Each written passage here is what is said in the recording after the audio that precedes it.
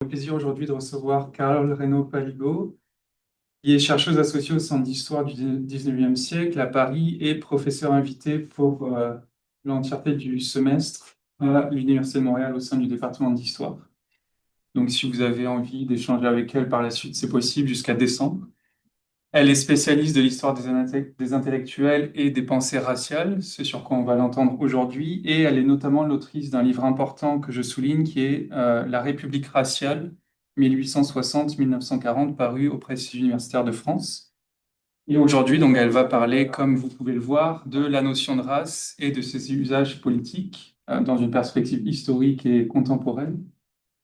Je me permets de rappeler que la conférence est enregistrée, donc si jamais vous connaissez des gens que ça intéresse beaucoup mais qui n'ont pas pu être présents, vous pouvez leur indiquer que c'est possible d'y avoir accès.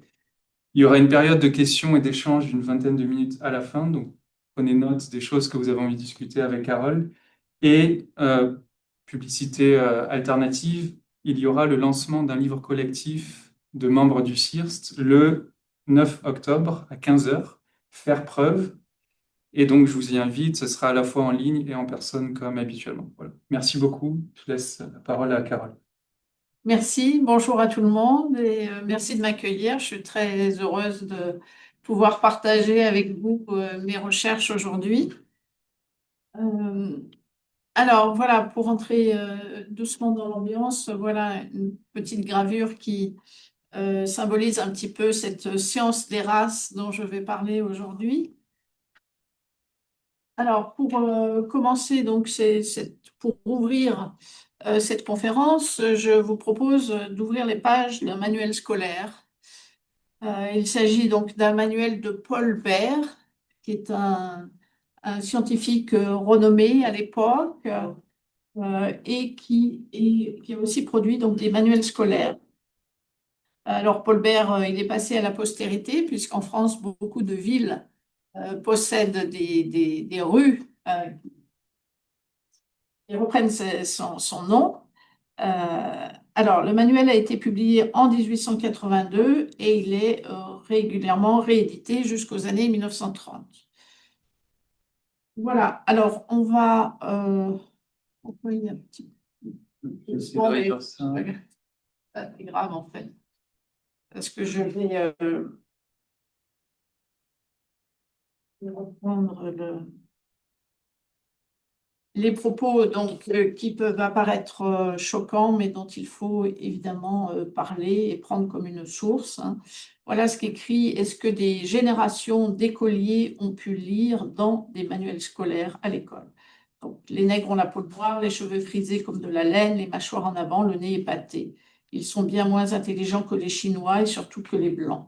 Il faut bien voir que les Blancs étaient plus intelligents, plus travailleurs, plus courageux que les autres. Ils ont envahi le monde entier et menacent de détruire et de subjuguer toutes les races inférieures. Et il y a de ces hommes qui sont vraiment inférieurs. Ainsi, l'Australie est peuplée par des hommes de petite taille, à peau noirâtre, à cheveux noirs et droits, à tête très petite, qui vivent en petits groupes, n'ont ni culture, ni animaux domestiques, sauf une espèce de chien, et sont fort peu intelligents. Il y a des peuplades humaines qui ne savent pas faire du feu. Voilà, le ton est donné. Donc, on aborde ce document extrêmement choquant en termes de sources. Et ce qui m'a motivé dans ces recherches, eh bien, c'est d'essayer de comprendre qui ont été ces savants qui ont professé des théories. Alors, je change de déposer là. Alors, qu'est-ce qui se passe?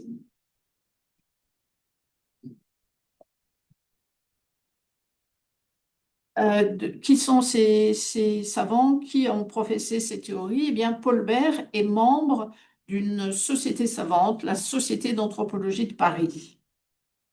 Alors, on va donc retracer l'institutionnalisation de cette nouvelle science baptisée l'anthropologie et qui se présente elle-même, je cite, hein, comme la science des races. Alors, l'un des premiers pas de cette institutionnalisation consiste donc en la création de sociétés savantes, des sociétés d'anthropologie. Alors, vous voyez celle de Paris, c'est la première en 1859, très vite suivie par d'autres sociétés d'anthropologie à Londres, à Madrid, à Moscou. Ça continue dans les décennies suivantes. Vous voyez que toutes les villes importantes de l'Europe occidentale connaissent la création de ces sociétés savantes. Vous voyez que ce n'est pas une mode passagère, que ça s'incarne dans le temps long, puisque dans les années 70, 80, de nouvelles créations et même des créations assez tardives au dans l'entre-deux-guerres, puisque la Suisse voit la création d'une société en 1920, la Grèce en 1924. Alors, on est dans le monde de l'Europe de l'Ouest, mais vous voyez donc des ramifications en Amérique du Sud, à Cuba, au Japon et évidemment dans les territoires coloniaux. Là, ce sont des émanations directes des sociétés d'Europe de l'Ouest.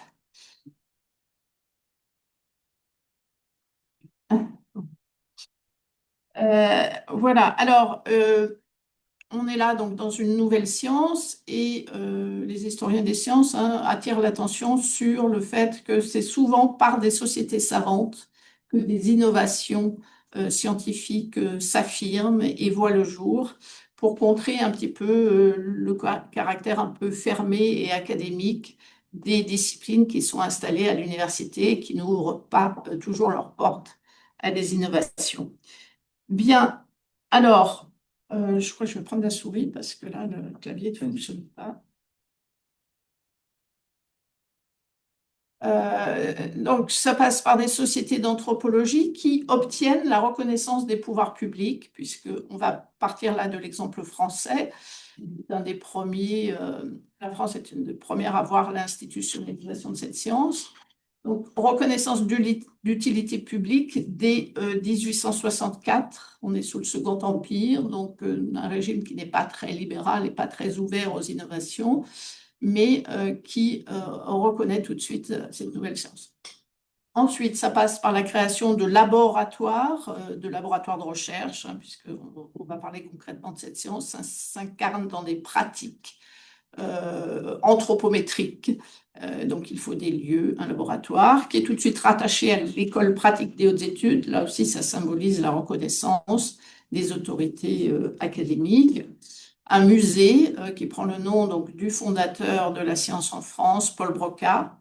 Et puis, bien sûr, des lieux d'enseignement, donc des écoles spécifiques, comme l'école d'anthropologie de Paris, qui est fondée à Paris donc en 1876, reconnaissance d'utilité publique, mais dans d'autres pays, ça passe plutôt par des créations de chaires et de cours au sein de l'université. Et puis, bien sûr, autre étape de l'institutionnalisation, eh bien, l'apparition de revues spécialisées bien sûr, ce qui a pour objectif donc de traduire les débats et les avancées de ces recherches scientifiques. Donc, les bulletins de la Société d'anthropologie, la revue d'anthropologie, la revue de l'école d'anthropologie, 3 revues savantes, ça donne tout de suite ça symbolise tout de suite la diffusion et l'intérêt qu'a rencontré cette nouvelle science. Alors, j'ai pris l'exemple français. Revenons maintenant en territoire américain, donc aux États-Unis. Cette science donc, se développe aussi un peu plus tôt sous l'égide de Samuel George Morton, qui pratique des premières recherches anthropométriques dès les années 1820.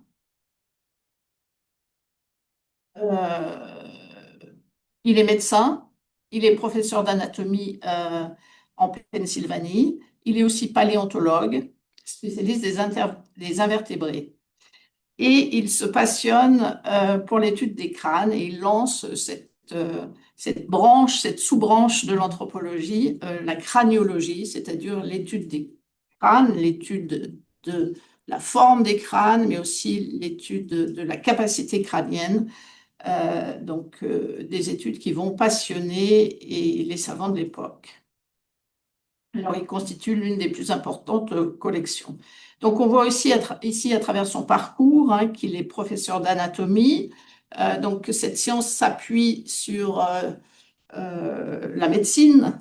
Elle prend corps et forme dans la médecine, qui est une science extrêmement dynamique au XIXe siècle. Alors, ce début est du XIXe siècle, mais aussi dans un autre domaine, celui des sciences naturelles et notamment de la zoologie. Là, on voit qu'il est spécialiste des invertébrés. Bien, donc, cette science émerge dans les milieux académiques, parmi des savants qui profitent de leur position institutionnelle, qui est déjà bien établie, pour poser les bases d'une nouvelle science, pour l'imposer, on pourrait dire, au sein du champ académique. Alors, ce qui est intéressant, c'est que ces premières recherches suscitent l'intérêt d'autres chercheurs, donc une petite communauté savante se forme, et tout de suite, les, les implications éthiques de cette science se manifestent.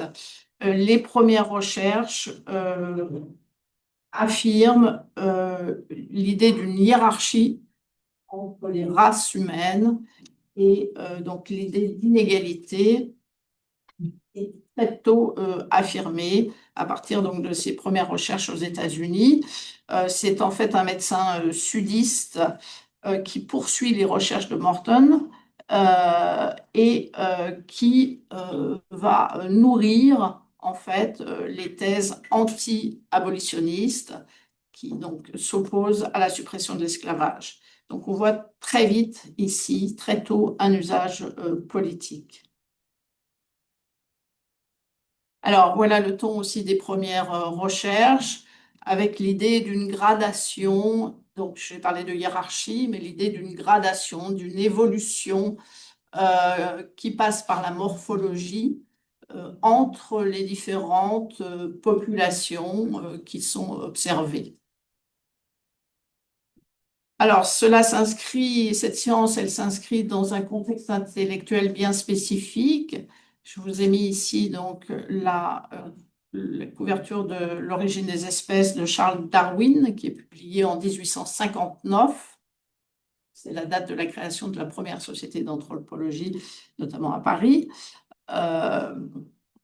Voilà, alors cette science qui se donne pour objectif de déterminer les races humaines, qui a donc une approche classificatoire dans une logique scientifique qui s'est affirmée progressivement, mais notamment au XXe siècle, avec l'idée d'ordonner le monde, de classer la diversité qui est observable dans le domaine de la botanique, les premières recherches de Linné dès la fin du XVIIIe siècle, dans le domaine de la zoologie, avec cette idée de race animale qui s'impose assez vite aussi, et dans le prolongement, eh bien, l'idée de race humaine semble tout à fait naturelle, assez savant. Il y a des races animales, pourquoi n'y aurait-il pas de race humaine, disent-ils, en observant la diversité des phénotypes, dirait-on aujourd'hui. Bien, alors cette science, elle s'inscrit donc dans une démarche proprement scientifique, classificatoire, mais elle s'insère aussi dans des débats très vifs à l'époque sur l'origine de l'homme, avec évidemment l'emprise de la religion chrétienne qui fournit son dogme et qui l'affirme avec beaucoup d'autorité et qui laisse finalement peu d'espace à d'autres interprétations. Mais ces premiers savants se glissent dans cet espace et, forts de leur autorité scientifique, eh bien, vont proposer d'autres explications de l'origine de l'homme, avec des débats très importants sur y a-t-il une origine unique, donc on va nommer ça le monogénisme, y a-t-il une origine plurielle des hommes, c'est-à-dire est-ce que l'homme serait apparu à différents endroits de la planète avec ses spécificités physiques déjà très présentes dès l'origine. Donc, on est sur des thèses polygénistes. Bien, donc tout ça s'inscrit dans un contexte intellectuel très riche, mais aussi très polémique, hein. Donc certains de ces anthropologistes vont soutenir des thèses plutôt monogénistes, d'autres vont soutenir des thèses polygénistes. Et c'est là, dans ce milieu de savants ralliés au polygénisme, qu'on voit apparaître cette théorie du chaînon manquant, qui affirme donc, reprenant les idées de Lamarck, que l'homme serait en fait le résultat d'une évolution progressive des êtres vivants, euh, avec évidemment le plus proche ancêtre qui est perçu comme dans ce qu'on appelle les grands singes, les anthropoïdes, et cette idée qu'il y aurait des populations intermédiaires entre les grands singes, les anthropoïdes, et l'homme blanc civilisé qui est placé avec beaucoup d'arrogance au sommet de cette hiérarchie. Voilà, donc cette théorie du chaînon manquant, évidemment, elle est centrale, puisqu'elle produit une hiérarchisation très forte, hein, cette idée de position intermédiaire entre les grands singes et l'homme blanc civilisé, qui est extrêmement, évidemment, choquante à nos yeux, mais qui s'est imposée à l'époque comme une avant-garde, une thèse faisant partie de l'avant-garde scientifique. C'est comme ça que se présentent en tous les cas les protagonistes de cette nouvelle science. Ils sont à l'avant-garde puisqu'ils osent remettre en cause les dogmes religieux et des explications qui, depuis les premières recherches d'anatomie comparée, commençaient à être mises en doute. Donc, ils se présentent à l'avant-garde également puisqu'ils ils utilisent des statistiques. J'en reparlerai par la suite. Alors, je termine sur le contexte américain. Donc, après les premières recherches que je vous ai présentées, eh bien, on voit aussi apparaître la Société d'anthropologie de Washington, qui prendra quelque temps plus tard le nom de Société nationale d'anthropologie. Alors, on rentre un petit peu dans le contenu de cette science, très concrètement. Il s'agit donc de recherches anthropométriques qui visent, à partir des mensurations réalisées sur les corps vivants ou les squelettes, doit permettre d'aboutir à une classification des races humaines. Telle est l'ambition et la méthode de cette science. Alors, ça passe par la mise en place, la création d'outils anthropométriques, vous en voyez quelques-uns, puisque Paul Broca et les autres protagonistes de cette science se situent donc dans une filiation avec les premières recherches d'anatomie comparée qui ont eu lieu précédemment par les générations précédentes. On peut penser donc à Linné qui lui-même, dans son projet de classification, incorporait déjà l'homme et présentait 4 races. Ensuite, Blumenbach, bien sûr, mais là, les anthropologistes, c'est ainsi qu'ils se nommaient, ambitionnent donc de rendre cette science plus scientifique, démarche classificatoire plus scientifique, avec la précision des mesures, grâce à la précision des mesures anthropométriques, mais aussi grâce à l'utilisation des statistiques. On a là quelques pages du manuel d'anthropologie, hein, puisque toute science qui s'institutionnalise a aussi besoin de présenter à destination des étudiants donc, les principaux objectifs de la science, les principales méthodes. Donc, on voit à nouveau quelques outils qui permettent de mesurer les crânes, de calculer des angles, autant d'indices qui doivent permettre d'aboutir à une classification scientifique des populations. Donc, ce manuel de Paul Topinard a été traduit en plusieurs langues et a connu aussi plusieurs rééditions. Voilà. Ce qui m'a intéressé, bien sûr, c'est de découvrir cette science et de la présenter, mais aussi de cerner sa réception et son importance. Donc, les recherches sur les rééditions, les publications en langue étrangère. Alors, je vous ai parlé de statistiques. Voici un exemple donc d'enquête, puisque le développement de cette science passe par la mise en place d'enquêtes anthropométriques. Cette entreprise ne pouvait être que collective. Vous voyez l'immensité du projet. Donc, des savants, en fait, du monde entier ont entrepris des recherches anthropométriques et ont comparé, pour ensuite comparer les résultats et aboutir donc à la détermination de ces, euh, de ces races humaines. Alors, parmi ces enquêtes anthropométriques, je vais en citer quelques-unes. Donc, aux États-Unis, c'est l'une des premières enquêtes est menée aux États-Unis sur les soldats mobilisés durant la guerre de sécession. En fait, pour avoir des populations en nombre important, puisque cette démarche scientifique supposait des mensurations sur des individus en nombre important, voire une valeur statistique, eh bien, les soldats ont été évidemment un moyen privilégié pour accéder facilement à des populations en grand nombre et d'origines diverses. Donc là, la guerre de sécession, eh bien, il y a des soldats africains-américains qui sont incorporés.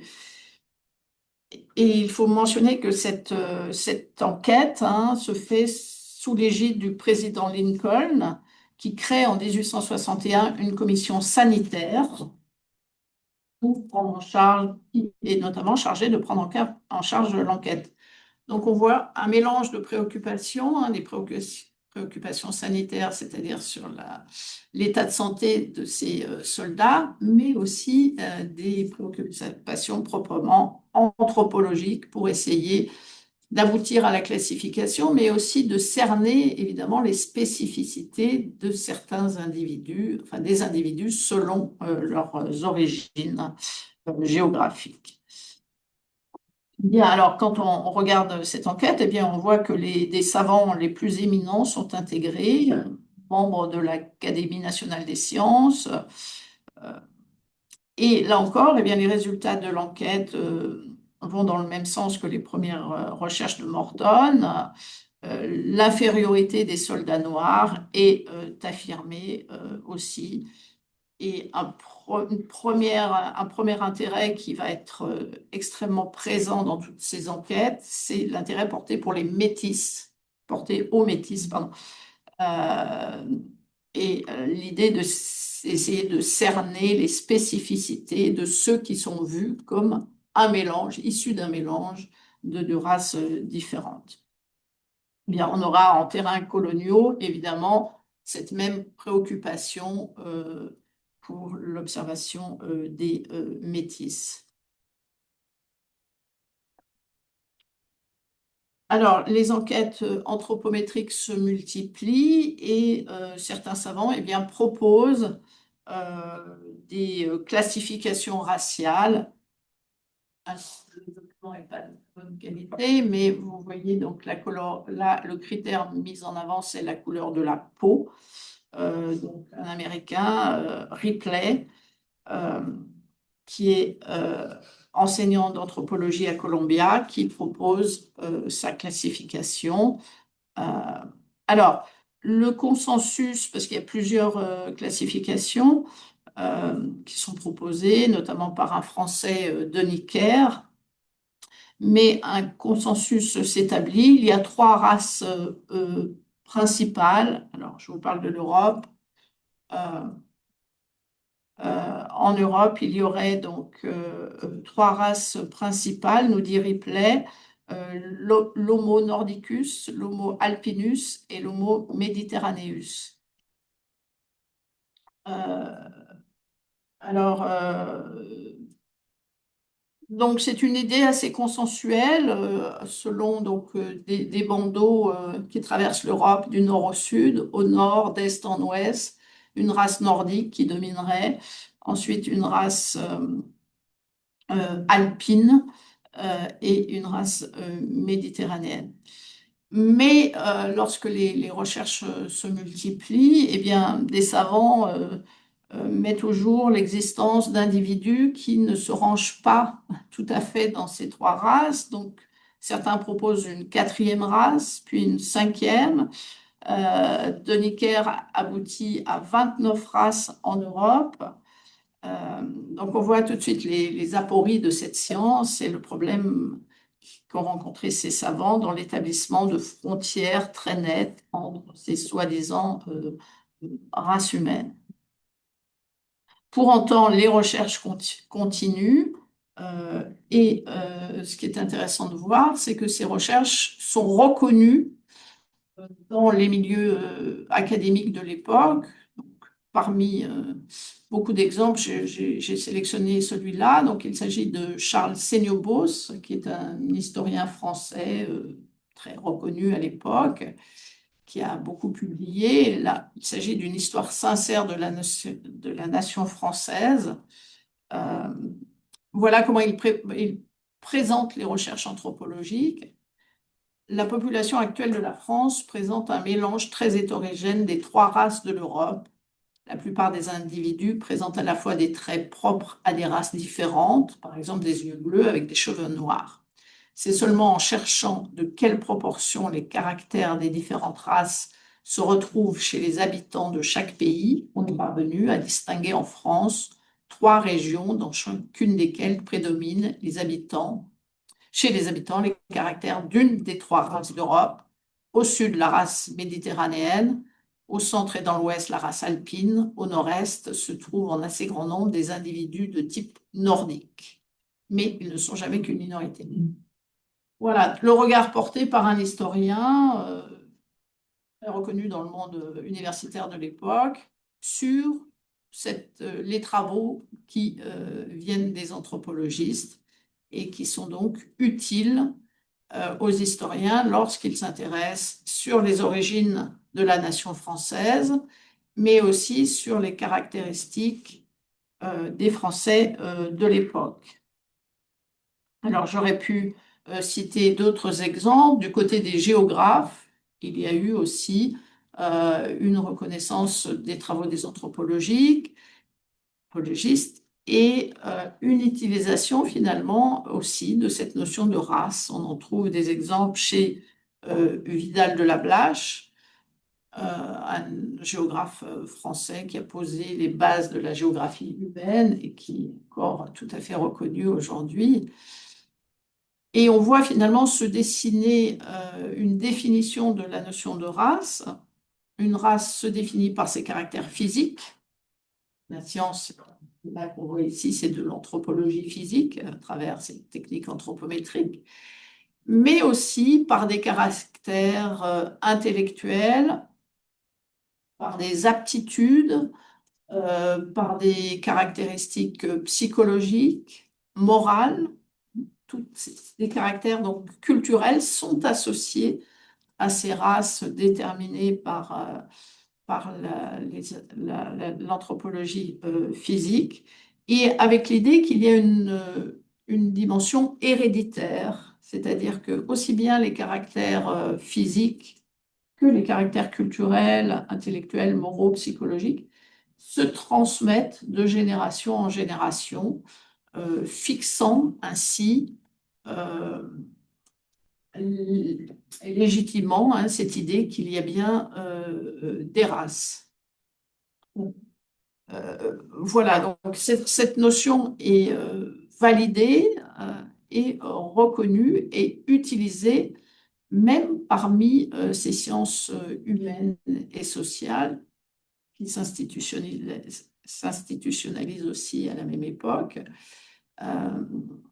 Voilà, donc cette idée d'hérédité est omniprésente, sans que, à l'époque, évidemment, la génétique soit très connu. Les lois de Mendel sont redécouvertes en 1900 et premières recherches sont entreprises. Et finalement, la logique de ces scientifiques, c'est de peu à peu de comprendre la transmission des caractères physiques à travers les gènes. On observe que les yeux bleus se transmettent et on commence à comprendre les caractères récessifs, le rôle des différents caractères. Et ces premières découvertes du fonctionnement des génétiques les amènent en fait à penser que les caractères intellectuels, moraux, psychologiques, eux aussi doivent se transmettre de la même manière d'une génération en génération.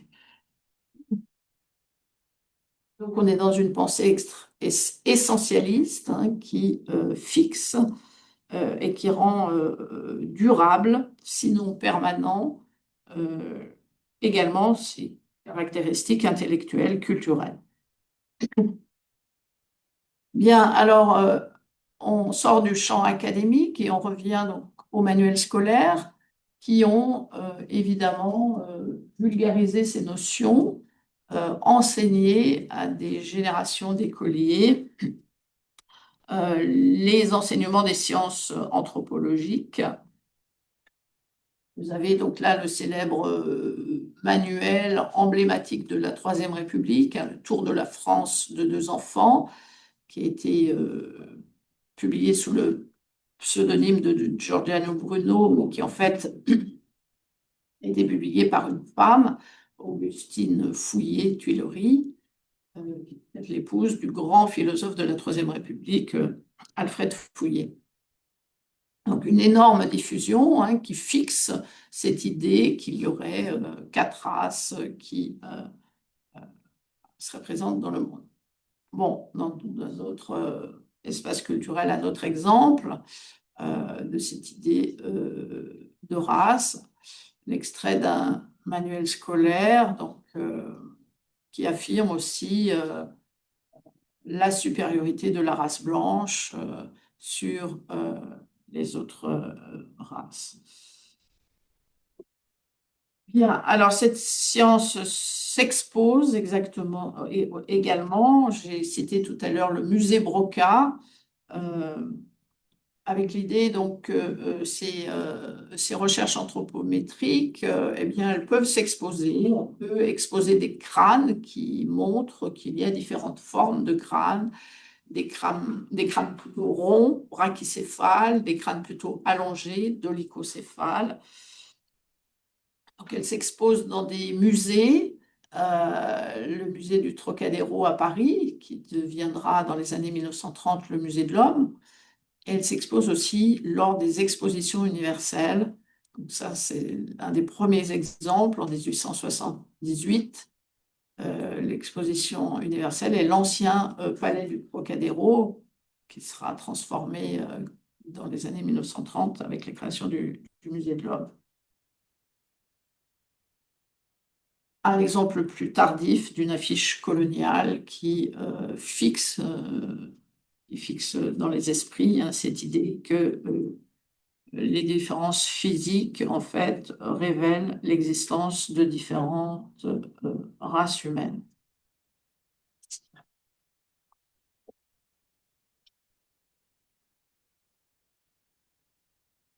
Bien, alors, je vais aborder maintenant les usages politiques, mais avant de passer aux usages politiques, évidemment, la grande question qu'on se pose, c'est comment expliquer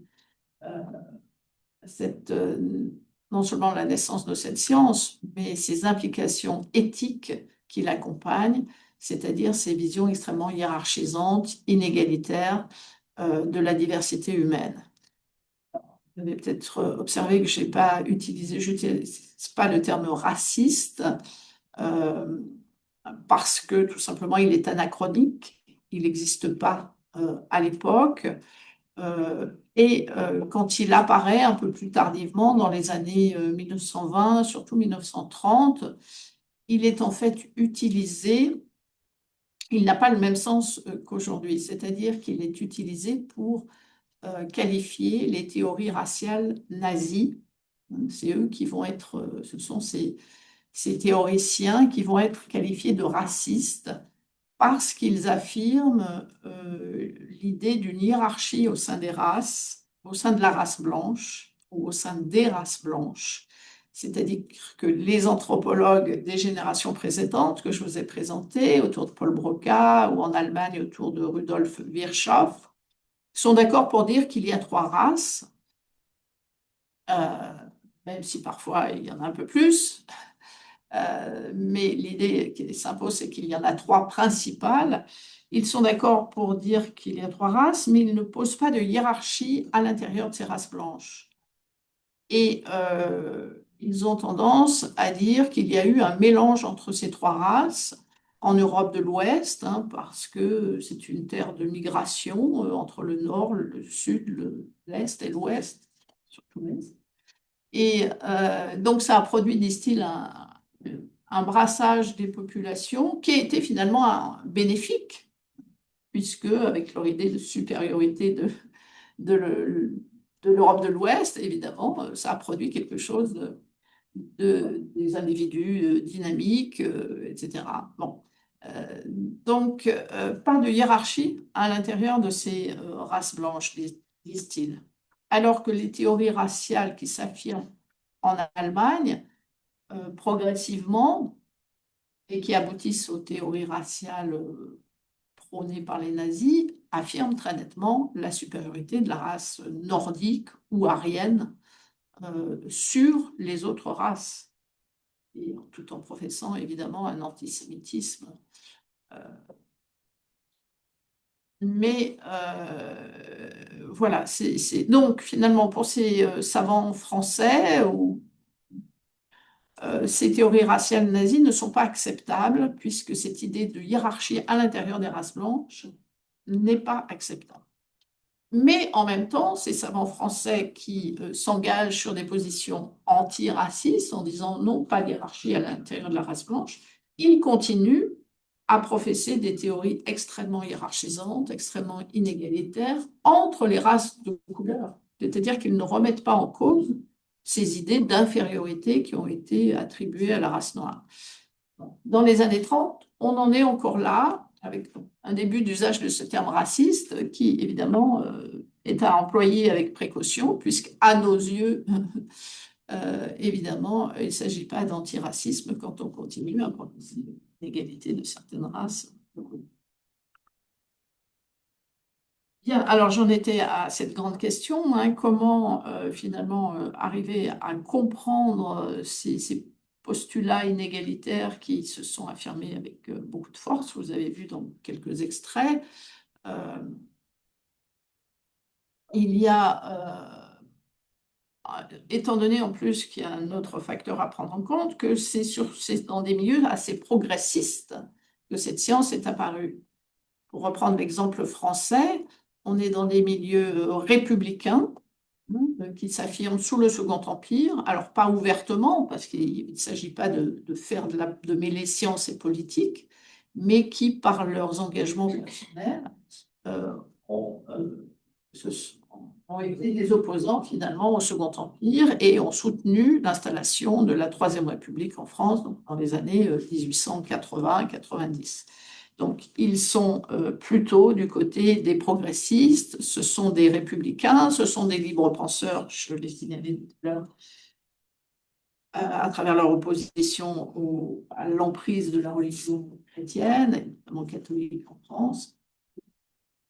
Voilà, alors comment comprendre ça et cela? Donc, eh bien, en se référant à ce contexte culturel, intellectuel qui s'est imposé depuis l'esclavagisme, avec l'idée qu'il y a une incontestable supériorité de l'Occident parce que cette idée de supériorité s'appuie sur les progrès technologiques, scientifiques.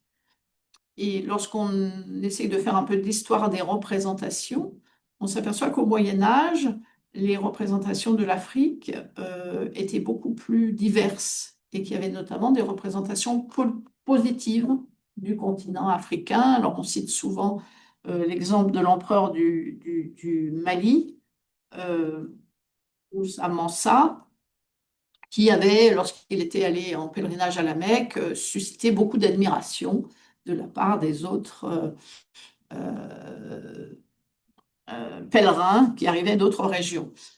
Donc là, on a une trace hein, d'une image de représentation très positive sur le continent africain. Bon, donc au Moyen Âge, ces deux représentations coexistaient et petit à petit, lorsque ce système de domination s'est mis en place, l'esclavagisme, eh bien, les représentations positives ont été mises à l'écart, on les a oubliées et s'est imposée cette idée d'infériorité pour mieux justifier ce qui était totalement injustifiable, puisque les valeurs chrétiennes de l'époque étaient difficilement compatibles avec un système aussi brutal et déshumanisant que l'a été l'esclavagisme. Donc, pour justifier l'injustifiable, qui était injustifiable moralement, on est passé par le registre de l'infériorité de ces populations et on s'est nourri, cette notion de race qui a circulé, eh bien, elle a nourri ces représentations, ces systèmes de domination qui cherchaient à s'imposer. Bien, alors je passe rapidement sur quelques-uns des usages politiques, l'usage coloniaux. Les usages coloniaux, évidemment, chaque fois qu'il faut légitimer une domination, on cherche à puiser dans différents registres. Et l'idée, en fait, je prends l'exemple français que j'ai beaucoup travaillé, lorsque la France reprend possession, donc développe son empire colonial, dans les écrits de l'époque, on distingue tout de suite les Européens des indigènes, entre guillemets, c'est-à-dire des populations locales, des populations colonisées. Et là, on a l'exemple de l'Algérie, où lorsque est mis en place le système scolaire, on met en place deux réseaux d'écoles. Un réseau pour les Européens, c'est-à-dire non seulement pour les Français, pour les enfants de colons français qui ont droit à l'éducation, hein, il y a la notion de droit à l'éducation qui s'impose, mais aussi pour les autres colons qui arrivent, et qui sont assez nombreux, d'Italie, d'Espagne, de Malte, d'Allemagne. On voit bien là une distinction entre les Européens et les indigènes. Donc deux réseaux d'écoles séparés et des ambitions, une école métropolitaine en fait, à l'image de la métropole, pour les enfants de colons européens et pour les enfants, entre guillemets, indigènes, eh bien, une école extrêmement rudimentaire, avec une mission civilisatrice extrêmement réduite. Et notamment donc l'idée qu'il fallait freiner l'accès à l'enseignement secondaire et encore plus supérieur pour les populations locales. Bien, donc voilà les deux réseaux d'écoles. Alors un autre usage qu'on peut qualifier de nationaliste, cette science des races, en fait, a nourri aussi les nationalismes européens. Donc là, vous voyez un document qui émane de la France, évidemment, avec une jolie Marianne et puis une Germania un peu différente.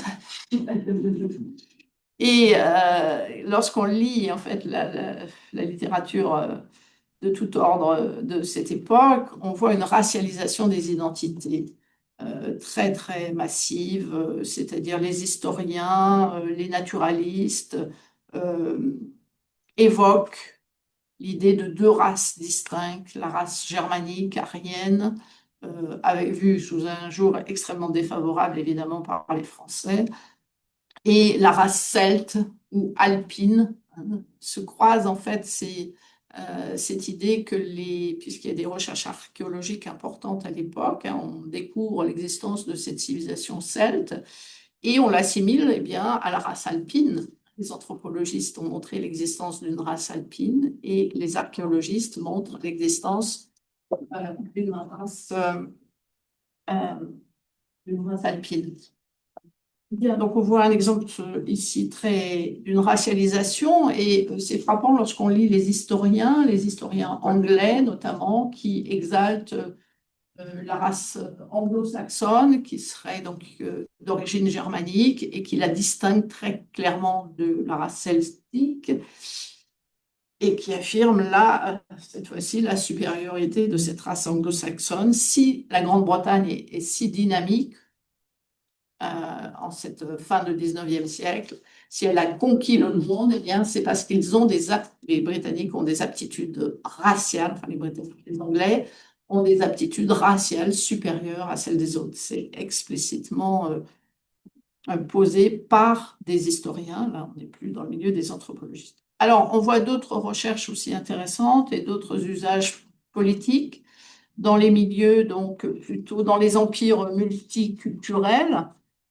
On voit aussi de grandes enquêtes anthropologiques menées avec des médecins qui sont là sur le terrain, qui procèdent aux mensurations pour éclairer en fait la composition de l'empire austro-hongrois et des nationalistes tchèques qui utilisent aussi ces données anthropométriques pour affirmer l'existence d'une nation. Hein. La race est bien là, derrière, elle va appuyer le nationalisme euh, qui s'affirme à l'époque.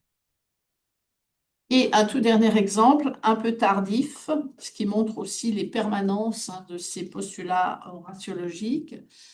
Cette fois-ci, donc, on est en Turquie, ce jeune État turc qui naît donc au lendemain, sur les décombres de l'Empire ottoman, au lendemain de la Première Guerre mondiale, et qui est pris en main par Mustafa Kemal Atatürk. Eh bien, c'est intéressant de noter donc, que Kemal Atatürk s'intéresse de près à ses études anthropométriques et il envoie une de ses filles adoptive. Il s'agit donc de Inan Afet. Il l'envoie en Suisse pour se former auprès d'Eugène Pitart, qui est voilà, le grand anthropologiste de l'époque, qui a organisé le développement de cours d'anthropologie. Et donc, cette jeune étudiante se forme, elle retourne en Turquie et elle entreprend une grande enquête en cherchant à déterminer quelles sont les origines de la race des Turcs, c'est-à-dire appartiennent-ils à la race blanche ou relèvent-ils de la race mongolique de ces populations dans lesquelles sont rangées donc les populations asiatiques. Et ce qui est intéressant de voir, c'est que tout l'État turc met à sa disposition du personnel, des médecins qui vont dans toute la Turquie mesurer les populations et essayer de déterminer les composantes raciales de ces différentes populations. L'État turc met aussi à disposition des statisticiens pour gérer ces statistiques et permettre à l'étudiante qui soutient sa thèse dans la fin des années 1930 de conclure que la race turque que les Turcs, pardon, appartiennent à la race blanche. Ils en sont même le noyau fondateur, puisqu'ils ont apporté à la vieille Europe de l'Ouest, qui était très en retard dans le développement technologique, ils ont apporté la pratique de l'agriculture, la pratique de l'élevage. La révolution néolithique est née en territoire turc et elle a fécondé l'Europe de l'Ouest. Voilà le roman national qui se développe en intégrant les dimensions de cette nouvelle science. Voilà, je termine donc là pour laisser la place à la discussion, donc en signalant le premier ouvrage que j'ai, en fait, c'était deux ouvrages qui ont été réunis et republiés récemment dans la collection Quadrige. Une tentative de comparaison de cette science des races à l'échelle plutôt européenne, mais en incluant aussi les États-Unis, très présents dans cette histoire. Et puis un exemple aussi de racialisation des identités sur le terrain colonial. Et je finis par d'autres activités qu'Hégémonie, cette fois-ci dans le domaine de la vulgarisation scientifique, à travers une exposition au Musée de l'Homme, un petit ouvrage qui a été proposé notamment pour les étudiants, mais pour un public plus large, écrit donc avec la généticienne Evelyne Ayer, pour raconter aussi comment cette notion de race a finalement été discréditée progressivement à travers les recherches de la génétique. Et puis, un artiste qui nous a proposé de faire une bande dessinée. Donc, ça a été repris sous la forme d'une bande dessinée.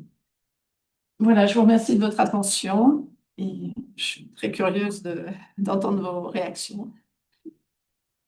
Merci. Merci, Carole.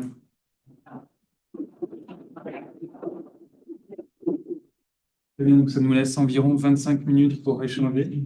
Donc, on prend des questions en personne, évidemment, mais également en ligne. Donc, s'il y a des personnes en ligne qui veulent poser une question, il faut juste se manifester soit en prenant la parole, en levant la main, ou si vous n'avez pas de micro, vous pouvez écrire dans le chat et je pourrai lire la question. Est-ce que quelqu'un veut se lancer et briser la glace? Je peux peut-être débuter, parce que je sais que la première question est toujours la plus compliquée. J'étais intéressé, et ça faisait écho à des recherches que j'ai menées sur la question de l'eugénisme, parce que tu as mentionné à savoir que c'était souvent des milieux progressistes en réalité qui promouvaient ces idées, ce qui est assez contre-intuitif parce qu'on part toujours avec notre vision contemporaine du postulat que c'est forcément de méchants conservateurs. Or, à l'époque, c'est notamment, je me souviens de la généalogie de Galton et de l'eugénisme, c'est beaucoup des socialistes au Royaume-Uni. Donc, est-ce que tu pourrais donner des éléments, un peu de contexte supplémentaire pour faire comprendre à des gens qui sont moins familiers de cette période historique, qu'est-ce qui a pu mener des gens qui se pensaient progressistes à développer des idées qui aujourd'hui nous paraissent l'antonyme de ce que serait le progressisme. Oui, tout à fait. Donc, les milieux progressistes, c'est-à-dire de la gauche de l'époque, des républicains, puisqu'on est dans cette charnière où la République tente avec beaucoup de difficultés de s'installer. Ensuite, une fois qu'elle s'est installée, il s'agit de la défendre. Enfin, c'était un peu compliqué en France, mais toujours est-il que dans ces milieux progressistes intègrent la colonisation au projet de la République. Voilà, donc ça c'est une des grandes limites. Évidemment, c'est dans un cadre colonial que ça s'inscrit. Et finalement, les voix qui s'élèvent contre la colonisation sont très rares. Et lorsqu'il y en a quelques-unes, elles demandent avant tout des réformes, c'est-à-dire une colonisation plus humaniste. Dans les années 30, hein, le Parti socialiste et la gauche ne remet plus en cause la colonisation et réclame des réformes.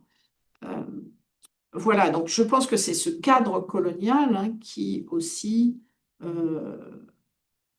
permet d'expliquer pourquoi c'est dans ces milieux progressistes que cette science se développe, enfin, que ces idées d'inégalité et de hiérarchisation sont présentes au sein d'une science qui se développe aussi avec une logique proprement scientifique. Voilà donc l'un des aspects. Et puis, je l'ai signalé un peu rapidement aussi, ces milieux progressistes, ils ont aussi un combat à mener. C'est celui qui consiste à s'émanciper des dogmes religieux. Et là, en cherchant à s'émanciper de ces dogmes religieux, en cherchant à justifier ces idées transformistes, on parle de transformisme avec Lamarck, avec cette idée de transformation des êtres vivants, ensuite avec Darwin, d'évolutionnisme, mais c'est en cherchant dans un contexte extrêmement difficile, hein, le poids de l'Église catholique est très, très fort en France, eh bien, ils en arrivent à finalement utiliser ces théories du chaînon manquant pour essayer de démontrer scientifiquement il y a bien une évolution, puisque regardez les styles, ces populations africaines, leur mensuration permettent de les positionner comme des intermédiaires entre. C'est un argument qui est mis en avant pendant quelques décennies. mais dans un moment où vraiment il est extrêmement scientifique d'affirmer ses idées transformistes et évolutionnistes. Merci. Oui. Ouais, merci Carole. Ce que tu as dit à partir de l'exemple turc m'a fait penser, moi je travaille plutôt sur l'histoire de l'Irlande, et dans les années 1930, il y a eu une grande enquête menée par Harvard en Irlande. Ils ont excavé des squelettes, enfin tout ça, pour démontrer l'origine celtique et les caractéristiques spécifiques des Celtes irlandais. Et donc, il y a une étude qui a été, en 2018, il y a une historienne qui a fait l'histoire de ce. Je n'ai pas lu le livre, hein, mais je sais même, c'est pas du tout connu, ça. Mais voilà, ça existe. C'est du même ordre, hein, à la charnière entre la science et puis l'usage politique. Ça, c'est une première remarque. Mais après, j'ai vraiment une question parce que ça fait des décennies presque que je me la pose. Dans les années 1840, en Irlande, dans la presse britannique, illustrée en particulier, pas britannique, ça est déjà présent. C'est-à-dire que les Irlandais sont représentés avec des têtes de singes, ou presque, l'aspect simiesque, toutes les caractéristiques morales, la saleté, enfin, tout est là. Mais on est dans les années 40, au moment de la Grande Famine en particulier, pour justifier la domination des États. Mais alors on est en 1840, donc on est bien avant la naissance, enfin, quand même quelques années avant la naissance officielle ou enfin de l'anthropologie comme science, oui, qui se présente comme telle. Et puis, on est déjà dans une hiérarchie entre races blanches. Parce que là, pour le coup, et dans d'autres, moi j'ai retrouvé aussi dans ces mêmes années, ah, c'est peut-être un peu plus tard, tu me diras, mais dans les manuels britanniques, je vois très bien une image où on a un singe, un anglais, profil, super beau, enfin, le truc vraiment. Et puis au milieu, il y a l'Irlandais. On montrait qu'il est entre. Non, c'est même pas un singe, c'est personne noir, Irlandais et l'anglais. Donc, et c'est assez tôt quand même. Alors, je me pose toujours la question, est-ce que ça n'existe pas euh, avant, dès la première moitié du 19e, voire, je ne sais pas, jusqu'où on pourrait remonter.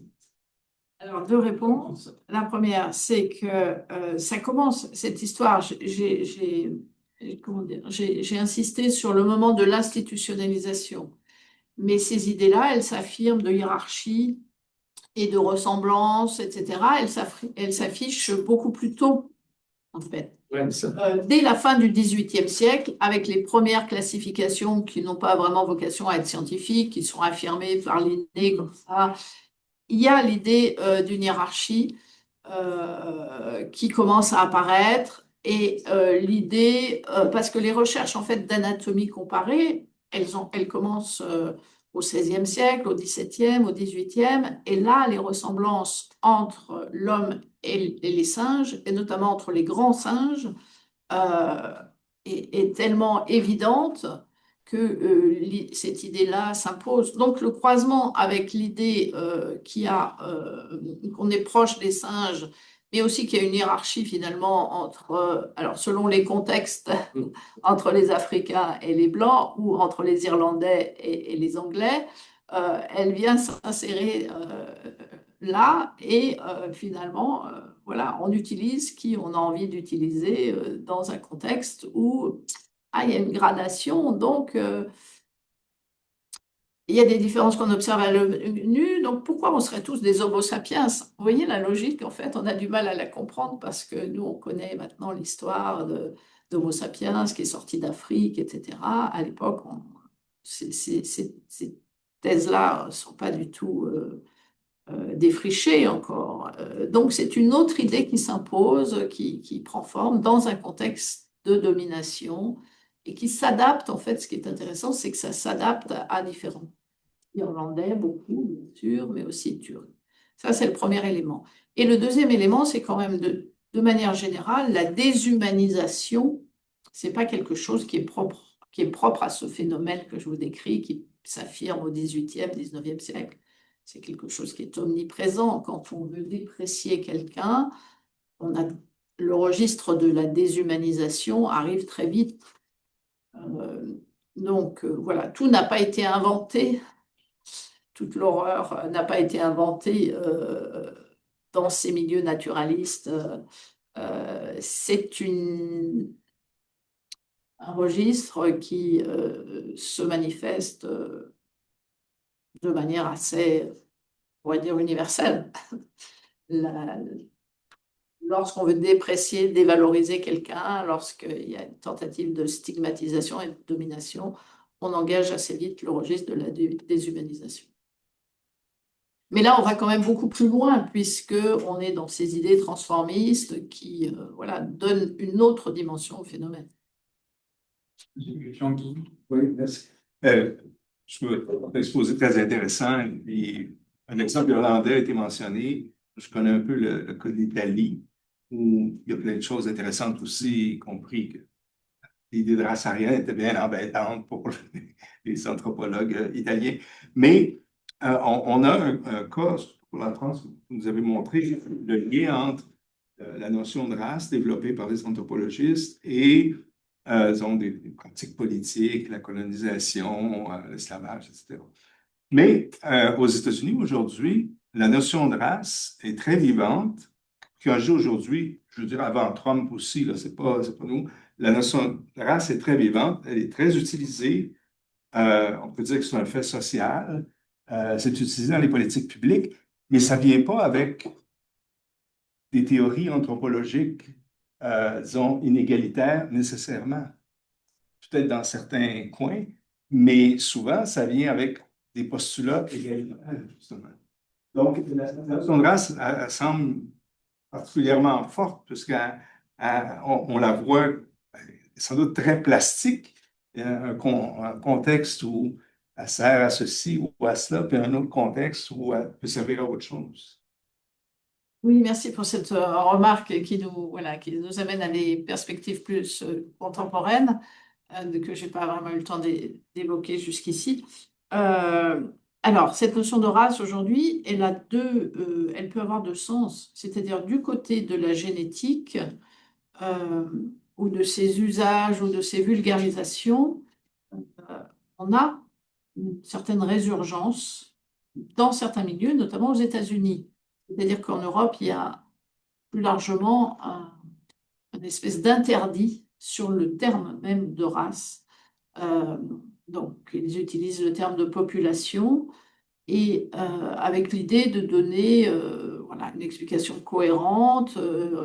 Lorsqu'on observe le génome, on est à 99% similaire, qu'on soit asiatique ou européen.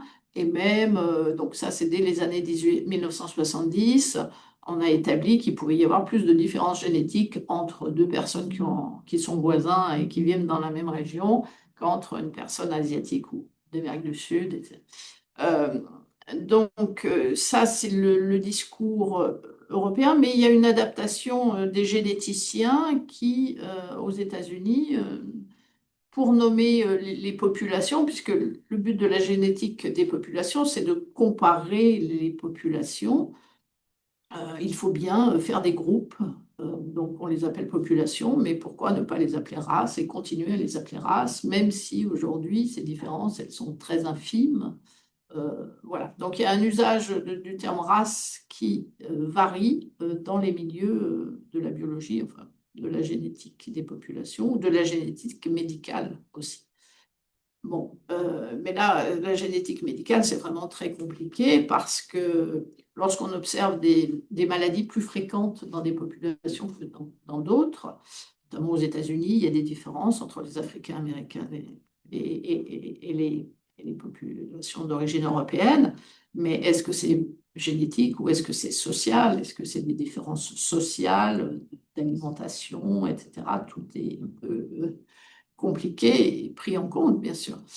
Bon, ça c'est pour l'usage du côté de la génétique. Du côté des sciences sociales, il y a une position très claire qui se nourrit de deux éléments. Le premier élément, c'est de dire la race biologique n'existe pas, mais les représentations raciales, elles sont toujours dans la tête des gens. Les gens continuent à classer, à catégoriser, donc c'est analysé sur le processus de la catégorisation. Donc la race est une réalité. dans les imaginaires, mais c'est une réalité, donc il faut la nommer, il faut la prendre en compte. Ça, c'est le discours de certains sociologues, de beaucoup de sociologues aujourd'hui, qui disent c'est un phénomène social, ça n'a rien à voir avec la biologie, mais ça existe. C'est Colette Guillaumin qui avait dit ça dès les années 70. Et le deuxième élément qui vient nourrir cette définition, enfin cette utilisation du terme de race dans les sciences sociales, c'est les populations elles-mêmes qui sont racisées, hein, c'est-à-dire qui sont rangées dans une catégorie d'Arabes, d'Africains, d'Africains-Américains.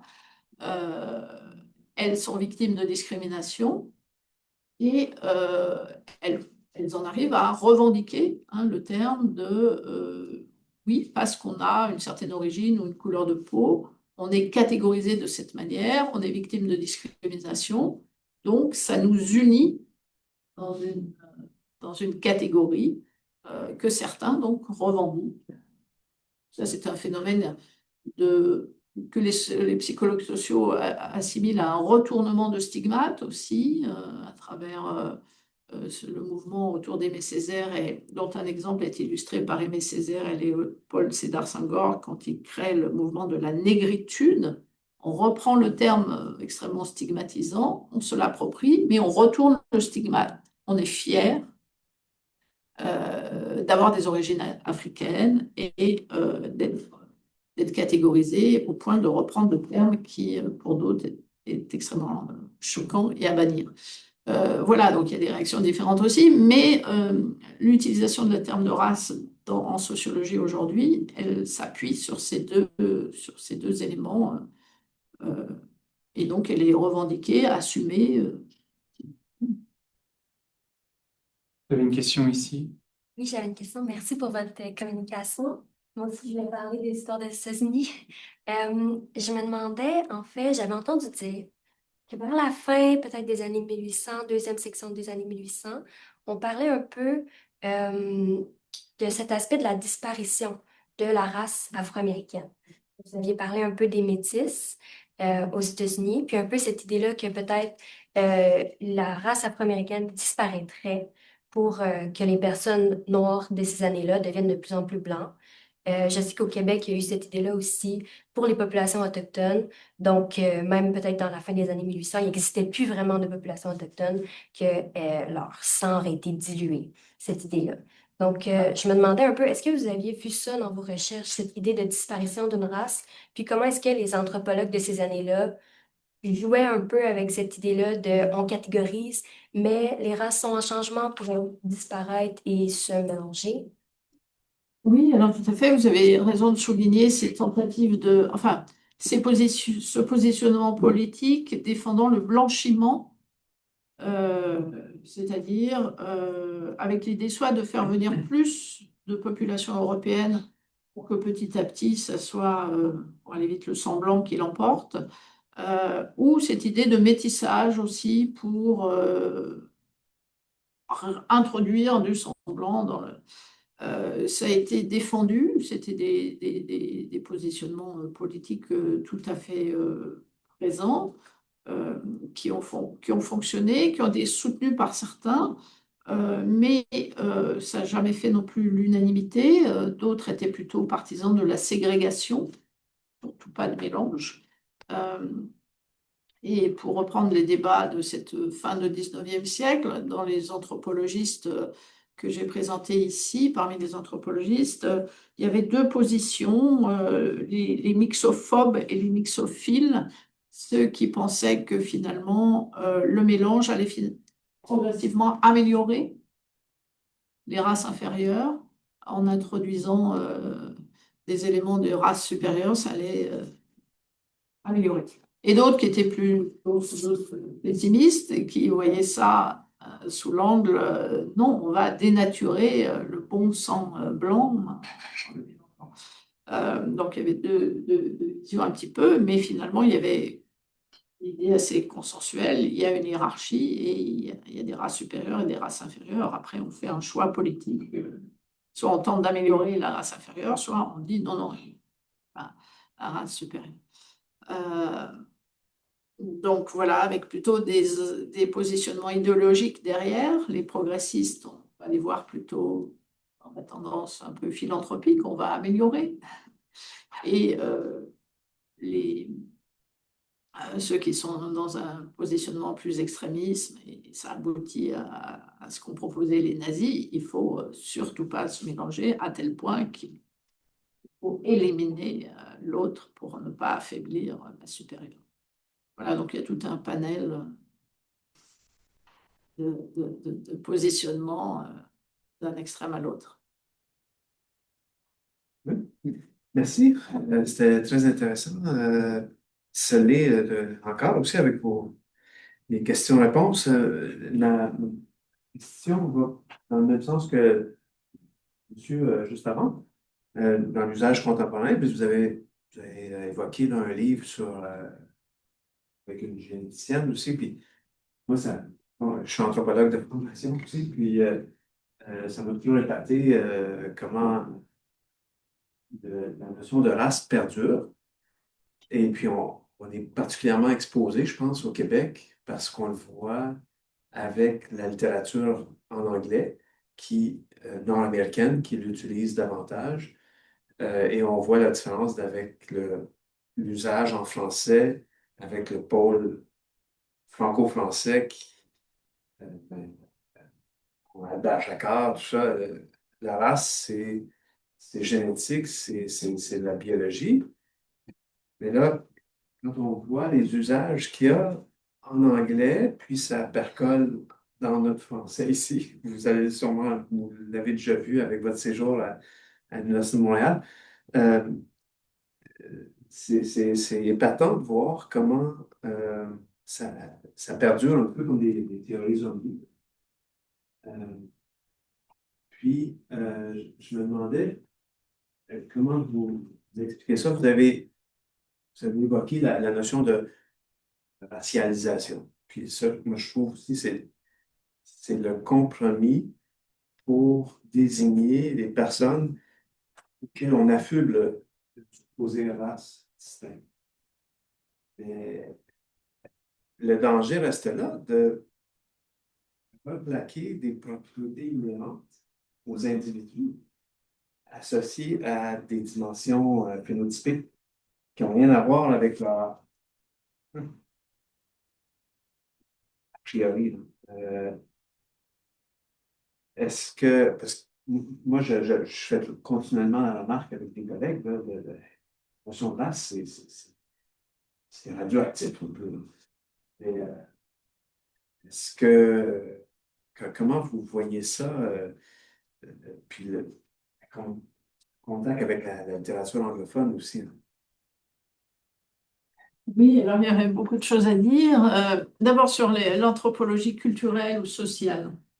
Je n'ai pas eu le temps d'en parler, mais c'est elle qui va balayer progressivement cette vieille science des races voilà, en sortant du schéma classificatoire et en disant et en changeant aussi la méthodologie, c'est-à-dire on ne récupère pas des informations de récits de voyage, mais on s'installe parmi les populations et on y reste longtemps. Bon, la démarche ethnographique s'impose progressivement et elle va remettre en question toutes ces représentations extrêmement dépréciatives qu'on avait jusqu'alors en montrant, il y a plein d'anthropologues des années 1930, je pense à une anthropologue française, Denise Palm, qui va en Afrique et qui vit parmi les Dogons et qui raconte que ils ont une culture extrêmement complexe, extrêmement riche, et elles s'en sont très proches. Donc voilà, il y a quelque chose qui se vit sur le terrain et qui balaye ces stéréotypes des décennies précédentes. Voilà donc un mot sur l'anthropologie culturelle et sociale, sur son rôle. Et puis, sinon, il y avait une deuxième chose que je voulais dire, mais ça m'a échappé. Sur... La littérature anglophone, peut-être? Oui, non, mais votre intervention portait aussi sur une autre thématique. La racialisation. Oui, sur le terme de racialisation. Oui, voilà. Sur le terme de racialisation, je pense que c'est bien d'utiliser. Enfin, moi, je l'utilise parce que c'est ce qui me paraît intéressant pour comprendre pourquoi, à un moment donné, ça se remet en route, ce phénomène, c'est-à-dire ce phénomène de catégorisation, de hiérarchisation et d'essentialisation. Ça s'est décliné à des moments différents de notre histoire. Là, j'en ai évoqué un, il y en a bien d'autres. On aurait pu parler du Japon qui, quand les Japonais ont voulu coloniser tout l'archipel, ont utilisé le registre, nous, les Japonais, race supérieure, on va civiliser ces pauvres Ainu qui sont des races inférieures. Donc, on aurait pu prendre d'autres exemples. Et pour faire l'analogie avec aujourd'hui, on est dans un phénomène toujours très présent de catégorisation, un peu moins de racialisation, parce que les sondages montrent qu'il y a de moins en moins, en tous les cas pour le contexte français, de personnes qui pensent qu'il existe des races humaines, au sens biologique. Je crois qu'on est passé à 7%, enfin ça diminue, et donc la vulgarisation scientifique qui, depuis Albert Jacquard, consiste à dire il n'y a pas de race humaine, ça n'a pas de sens, etc., elle progresse, elle progresse. Donc, mais la biologie a été remplacée par la culture, c'est-à-dire que dès les années 80, quand ce discours sur la race biologique commence à s'atténuer, il y a une grande offensive consistant à dire, donc d'accord, il n'y a plus de race humaine, mais il y a des cultures différentes, il y a des civilisations différentes. Donc, on dit que ça nous vient d'un Nord-Américain qui était plutôt progressiste, puisqu'il était dans l'entourage de Jimmy Carter et de Huntington, qui voilà, dresse une géopolitique avec des civilisations, 8 civilisations, et les civilisations sont conçues comme des blocs vraiment très fermés, avec des caractéristiques qui se transmettent. Et c'est ce qu'on peut rattacher à des pensées essentialisantes, hein, qui définissent les groupes humains comme des essences, comme des choses très fermées. Et on retrouve un processus assez similaire à ce qui s'est déroulé sur le registre biologique avant que les généticiens entament une rupture. Et c'est assez pervers, en fait, parce que ça peut même se présenter comme il y a des cultures différentes, donc il faut les respecter. En fait, l'extrême droite française, dans les années 80, autour d'Alain de Benoît, a cultivé ce registre. Cultivons nos différences. Donc, il y a des cultures différentes, il faut les respecter, mais donc, du coup, il ne faut pas se mélanger, et il ne faut pas d'immigration. Bon, vous voyez, ça peut se traduire par des schémas politiques pas du tout progressistes. Donc, cette histoire d'essentialisation, elle nous revient là par le biais de la culture, et comme elle a tendance à euphémiser et à adoucir, c'est plus l'infériorité qui se joue, mais la différence. Respectons les différences, on est différents. Elle est assez euphémisée, donc un peu, voilà, elle arrive un peu masquée, mais elle enferme les groupes humains et elle les oppose entre eux. Alors que l'anthropologie culturelle et sociale a montré que concevoir les cultures comme quelque chose de fermé, c'est totalement, comment dire, infondé. Toutes les observations montrent que les cultures, elles se sont toujours mélangées. Comme il y a eu des mélanges biologiques entre des groupes humains, il y a eu des mélanges de cultures. On parle d'acculturation et d'échanges culturels. Donc les cultures sont dynamiques, elles ne sont pas fixes. Euh, et c'est ça qu'il faudrait vulgariser un peu plus pour contrer ce retour des pensées essentialisantes qui s'affirment à nouveau, Merci. que ce soit en Inde ou malheureusement un peu partout aujourd'hui.